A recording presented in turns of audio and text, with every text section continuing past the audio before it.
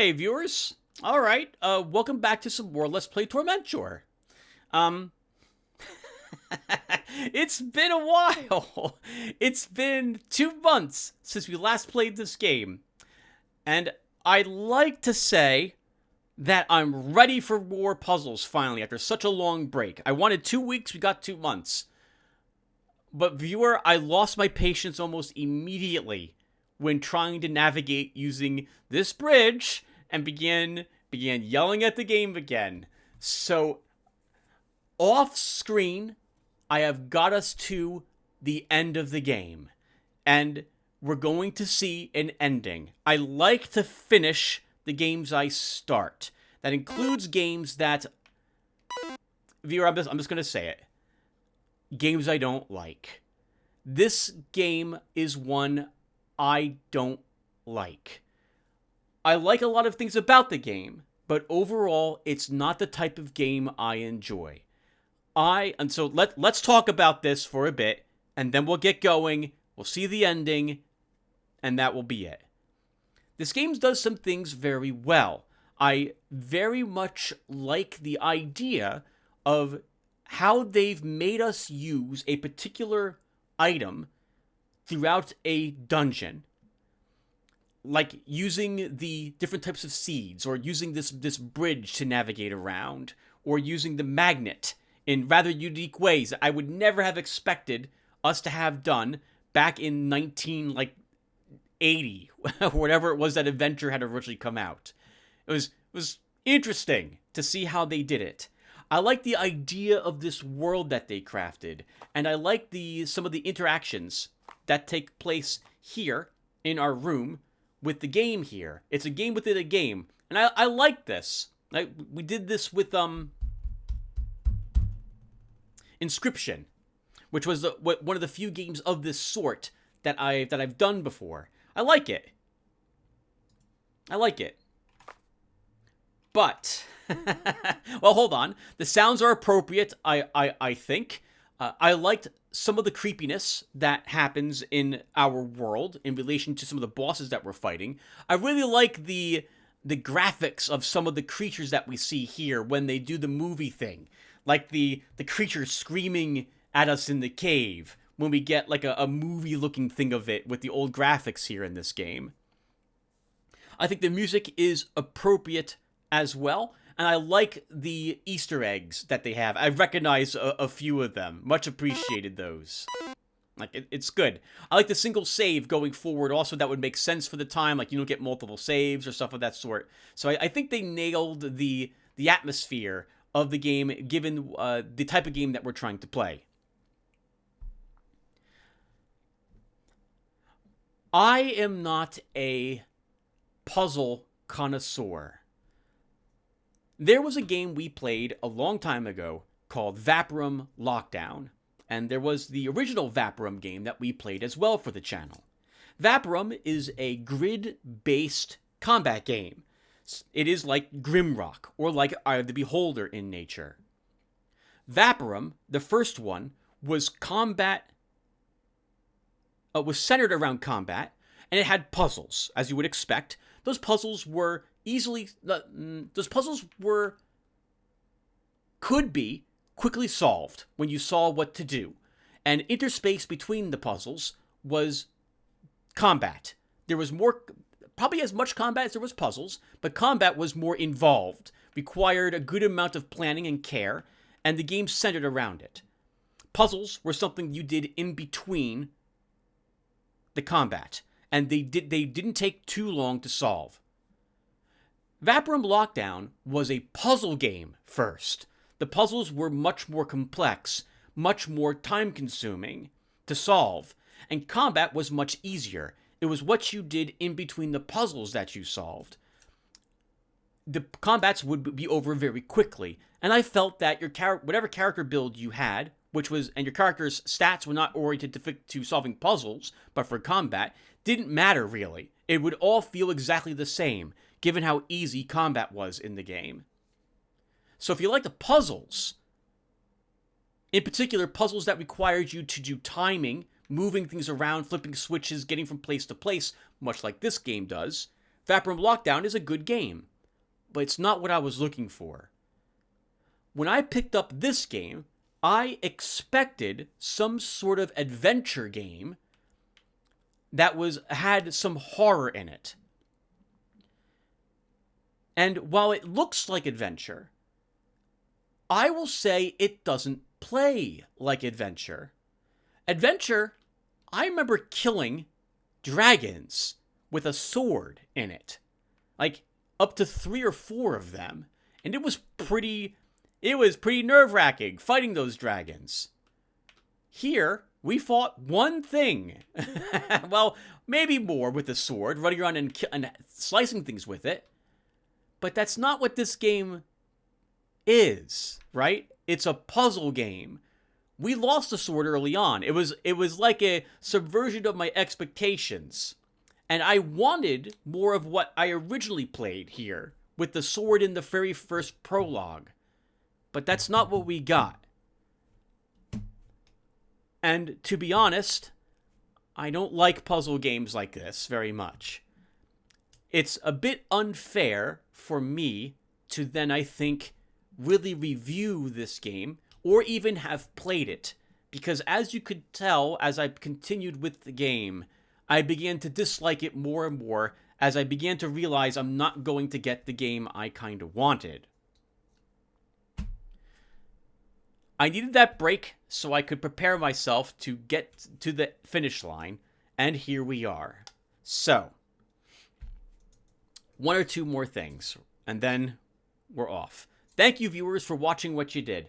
I am sorry to be so down on this game at this point. It's one of the bad things about, as I've mentioned on my channel for various games, it's one of the bad things about playing a game blind.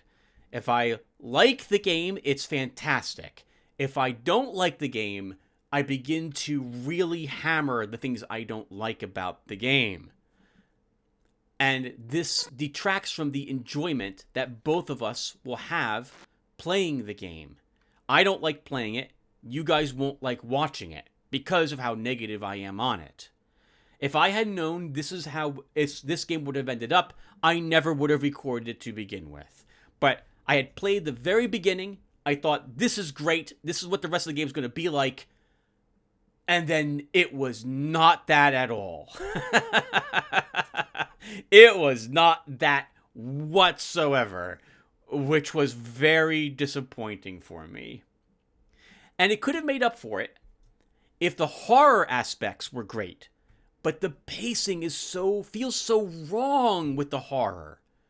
By giving you an infinite amount of time to solve all the puzzles, and or rather the experience of it, it wears out the scary, and it becomes something that's just frustrating. And the only one we got ended so quickly that I wasn't able to appreciate the horror in it. The last one, where I think the ritual circle showed up, and only had a few seconds to stare at it, and then it went away. Like, oh, come on now. You should give me more of an option than that. But there you go.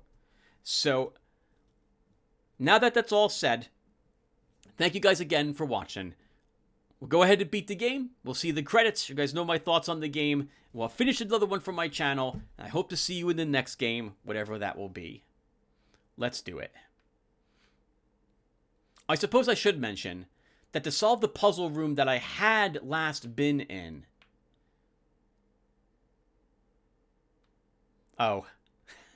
Forgot to be going up the other way. You do indeed have to lead one of those cloaked slime creatures into the center square, and then leave the other one alone while you stand on the last of the switches. This way, all 3 switches eventually get pressed. It reveals the way down. You make your way here, and then you're at the end of the game. Had I actually known we were so close to the end of the game, I would have finished it in the last video, because we were about 10 minutes from the end.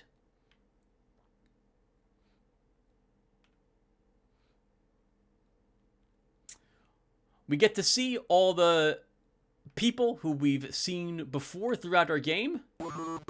Join the band afterwards. Music says goodbye.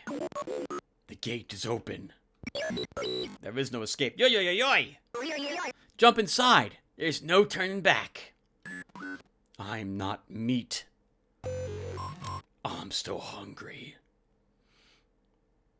1D pics are boring. Playing forever. Call this place home. You will join us. Become this. I can talk. Good for you, Sunbeam. Irrepressibly lost. Heads up, viewer. This doesn't end well for us. Don't go in there. Once again, or maybe I mentioned, maybe I did not mention it. There is another ending to the game. I believe there are 2 other endings for the game. But they involve doing more puzzles. And viewer, I am done.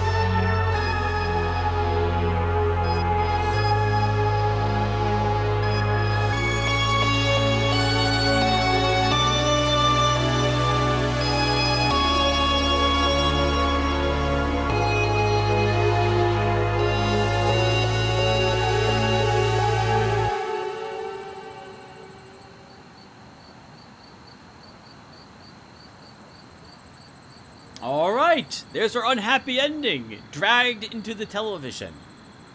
I believe one of the other endings, we have to actually have solved more of the relationship between the real-world puzzles in this game and the video game that we are playing. But viewer, I don't have any of my notes from 2 months ago. They're gone. So any hope I have of remembering what it was I had to do, I'd have to go through all those dungeons again. And I'm not going to do that. No, I'm not. I think we got the Guess Who correct, but I don't know what we do with that information. We weren't able to get into the closet behind us, and we weren't able to access at least one of the drawers in our room. If any of you have watched this video and tell me of someone else who has successfully beat the game with a better ending, and who might have had a more fun time playing the game, tell me, and I will be sure to pin your comment and link that person's video as best I can in this one.